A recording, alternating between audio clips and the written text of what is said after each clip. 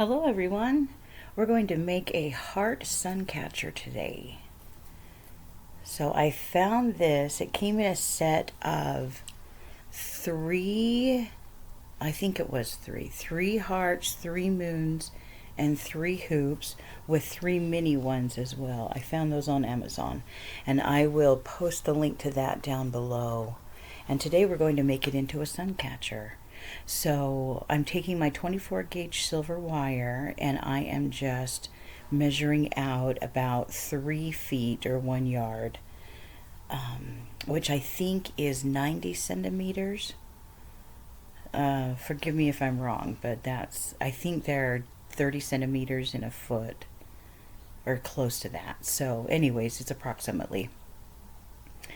So I'm going to take my wire and I'm going to wrap it around. I want to wrap it around, and I do apologize for this going off screen at any time. I was still experimenting with horizontal filming, which ended up just not working out. So, but I'm wrapping it around about 5. I wanted to wrap about 5 times, and I just used my flat nose pliers to kind of tuck in the end so that it lay flush with the wire, the heart.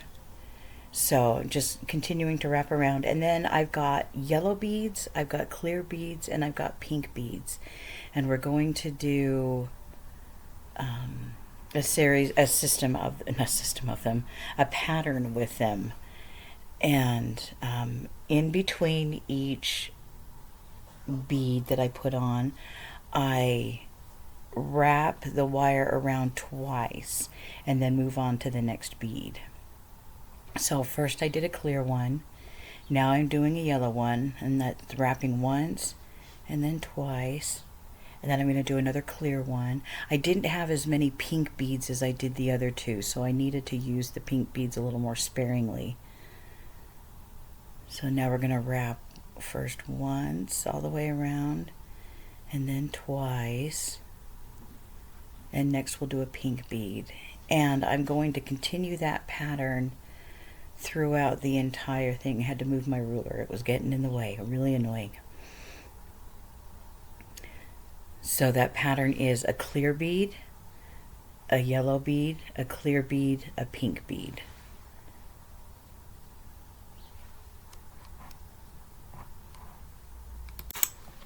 So again, that pattern is a clear bead, a yellow bead, a clear bead, and a pink bead. So I'm going with yellow next, and we're just going to wrap that twice around, and then I'm going to speed things up in just a minute so that you don't, well, here we go, so that you don't have to watch me slowly go through everything. So, and again, I'm just wrapping twice around each one. Now at first the beads will try to go everywhere around the wire, but as you proceed along the wrapping, they will settle into place, so they don't try to come forward or backward.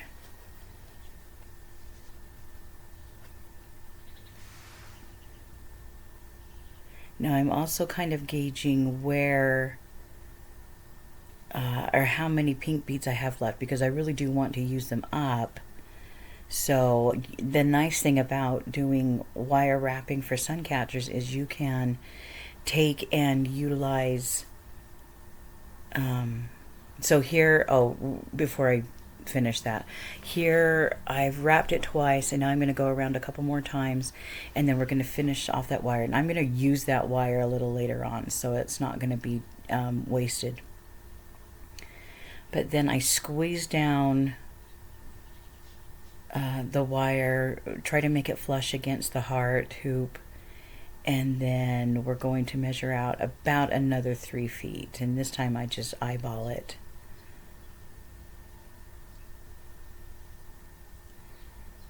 And I am using, I think it's an aluminum wire, which is a little stronger than the copper, but also a little harder on the hands. However, since this is for a wire or a Suncatcher, the strength of the wire doesn't matter quite as much. So I'm just going to continue on threading, and again it's going to kind of come forward, go backward until I make my way up the hoop a little ways. So as I was saying before, I think that's what I was saying before, is that it will come forward or backward, but eventually it will settle into place, and the shape of the Suncatcher will actually help it to stay into place.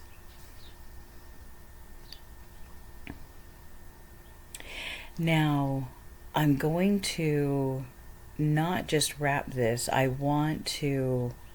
there's a tiny heart that I want to try to attach to it. There's also some just little danglies that I want to attach to it as well. And I'm going to try to incorporate all of that in my Suncatcher. And I will say that the way that I attach it now is not the way, or attach the, okay, how do I say this? The way that I attach the smaller heart to the bigger heart is not the same way that it ended up being. And I didn't manage to capture a picture of that. I apologize. But I've already given it away, so I can't show you. So I'm just wrapping up there. Sorry, I keep saying So what was I saying? Oh my goodness, you guys, don't get old. It just does not pay. I ended up fiddling with, because it wouldn't lay straight. It wouldn't hang straight, I should say. And so because of that, I had to play with the jump rings and make some changes to it so that I was able to, man, I say the word a lot, don't I? I apologize. So that I was able to help it to hang better. And so I used a bunch of jump rings and attached it to both sides of the heart, and then brought it up into an upside down V, I guess is the best way to explain it, and then attach that to the upper heart. So here I have a little heart, a pink heart, and then one more of my clear beads and my yellow beads, and then I have a it's not really a teardrop, it's more of a round faceted crystal that I want to attach to this. And now I keep, oh you guys, I just kept messing up on this.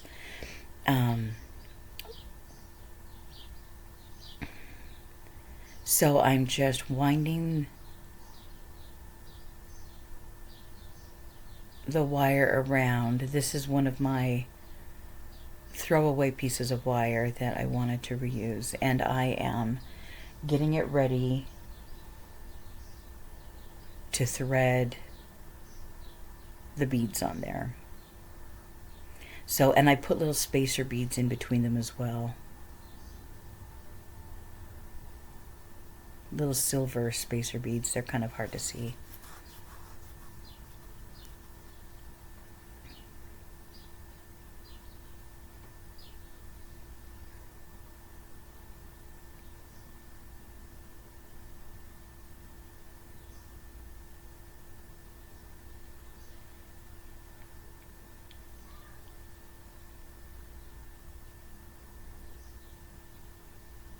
And now I'm going to take some thicker gauge wire. I want to say this is 20 gauge. And I'm going to, first of all, mess up and try to do the bottom of the wire before I realized, hello, Laura, you have to attach the crystal first. And that's not the first, nor was it the last time that I have done that. So now I'm going to make my little loop, and then I'm going to twist that to the side so that it lays flush with my crystal. I want it to do that on purpose so that it doesn't look like we didn't hang something else from the bottom of it. That's my personal preference. I just enjoy doing that. And then we're making a loop at the top. Sometimes you have to fiddle with the loop at the top just to make sure that it's where it needs to be. And then take my flush cutters and trim that off. And then we're going to attach that after I kind of tuck in that end.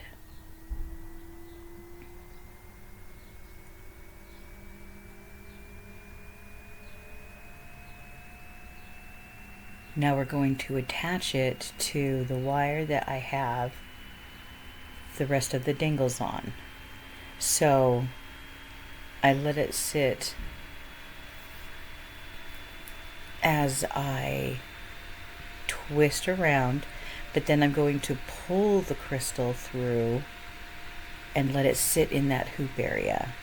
And then you finish your 90-degree angle and twist your wire a few times to finish off the little dingle. And you can add anything to that end. One of my sweethearts on the Suncatcher's page that I am a part of on Facebook sent me a link that I am hoping next paycheck to pick up.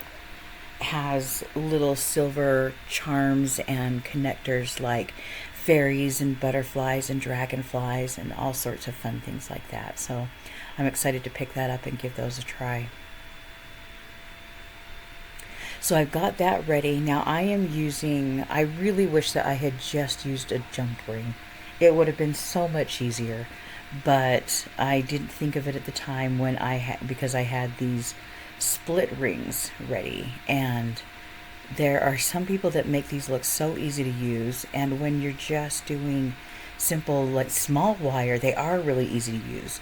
But the problem is when you want to attach it to the hoop is so big and thick that it's hard to get the jump ring to go around it. So I struggled, and you're going to watch me struggle for a little while, and I'm going to make you watch me struggle for a little while, because I want you to know that this isn't just easy peasy.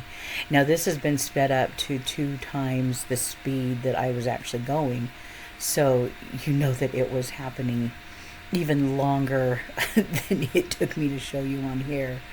They're difficult to work with. They're not easy to work with. So if you struggle with them, you're not the only one. Trust me. But I finally got it on there. Success. And I really liked the way that it looked. Especially because with the heart being the way it is, it just settles right down into the center there. And I kept thinking that I could just attach another jump ring or split ring to the other side and hang the other heart from it, and it would just magically settle into place. I don't know what I was thinking, but like I said, I later on had to revamp it, and I wish I could show it to you now. But I do have another heart hoop that I will possibly do another one of later on, and then I'll show you how I really should have done it, or did it the second time. So now I am just trying to, I don't know what I'm trying to do. What am I trying to do right here? I'm either trying to take something off or I'm trying to put something on. But either way, I'm going to struggle with it. Holy cow. I really kind of damaged my nails working with these things. I lost a couple of nails doing this video. Okay, so I was taking that off so that I could have a little bit more room to try to put this on.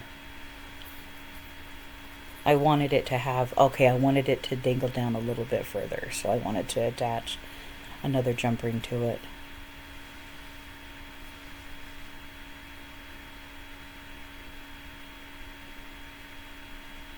And now we get to try to put the other one back on. There we go. A little easier that time. All right.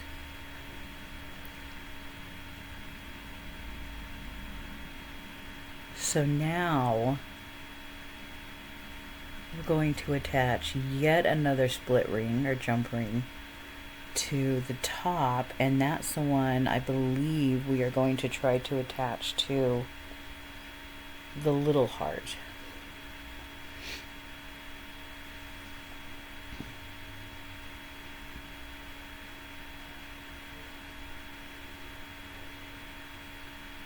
Or at least we're going to try to attach this one to the little heart.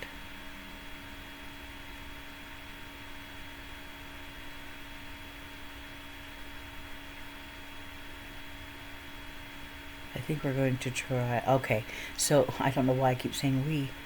I am going to attempt to attach this one and then a second one that will sit up at the top. And for some reason, I think to myself that the one at the top is just going to hang beautifully from this center point, which is kind of ridiculous.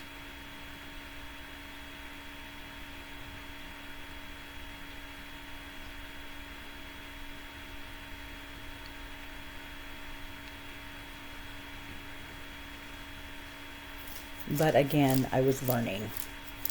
I had never done a heart before.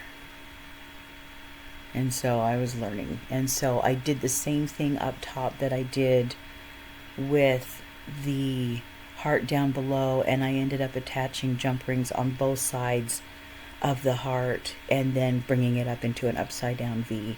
And that's where I attached my little S ring that you'll see me make in a little bit.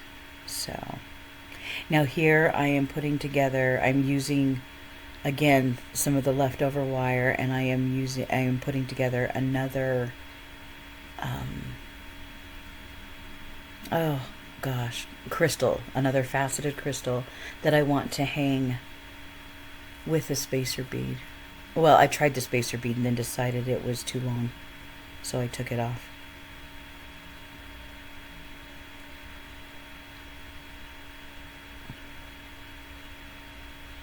So, and so we're going to take and attach this to the jump ring in the center of the small heart. So we'll have one in the big heart and one in the small heart. So again, you just take it, wrap it around to a 90-degree angle,